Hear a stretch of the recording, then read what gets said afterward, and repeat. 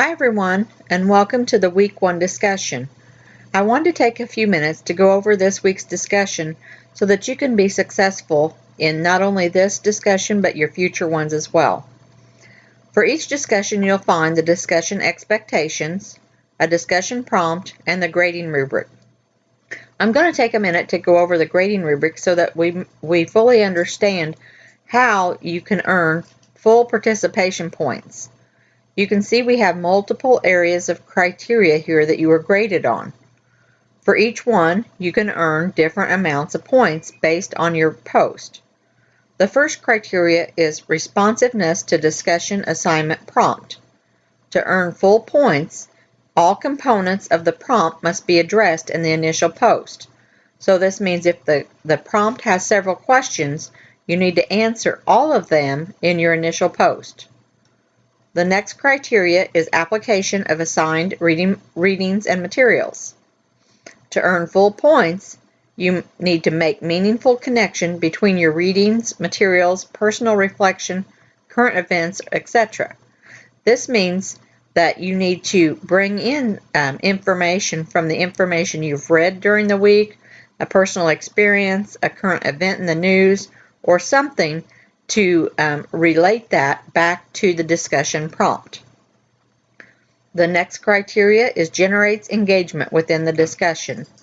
To earn full points, you must demonstrate analysis of others' post, extend meaningful discussion by building on previous post. What this means is that when you read someone else's post, you need to extend the conversation. You need to continue engaging and adding to the conversation. For example, if somebody shares an answer to the question and you agree but learn something new, you can mention you agree, share what you learned and how that is different from the information you found to answer the post. I'm looking for you to help grow the discussion with your responses. If you put on there that you agree, good job, good luck in the course, etc., you're not generating engagement. That you would fall over here. Limited contributions to the discussion, agrees or disagrees, does not enrich discussion. Another good example of full participation points is if you disagree. If you disagree, explain why and how the information you found is more accurate than what the information somebody else found. Or is it just a different perspective? The discussion is a conversation, so keep the discussion lines going and let's have a good conversation within the class. It's a great place to learn from each other. The next criteria is the quality of language use and proofreading. To earn full points, you need to have writing that is free of grammar, spelling, and punctuation errors. The next criteria is quantity of contributions. To earn full points, you need to exceed the required number of posts, which means your initial post and 2 replies is what is required. If you post more than that, you will earn the full points. And then finally, timeliness of postings. If you're participating 4 or 5 times throughout the week and all of your posts are submitted on time, you can earn full points. And participation doesn't mean 4 or 5 times in a day. That means 4 or 5 different days throughout the week. Again, everything submitted on time.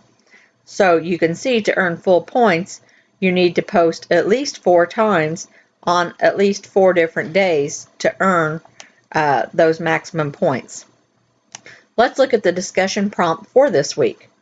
It says, welcome. Take a moment to locate your syllabus, course description, and learning objectives.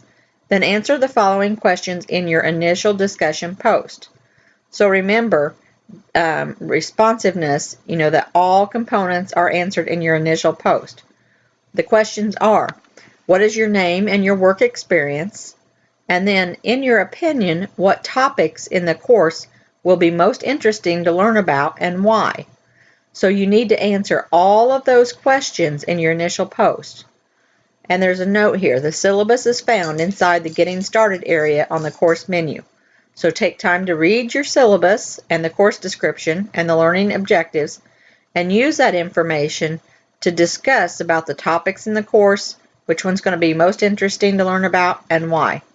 I hope this has been helpful for you. Let's have a great discussion.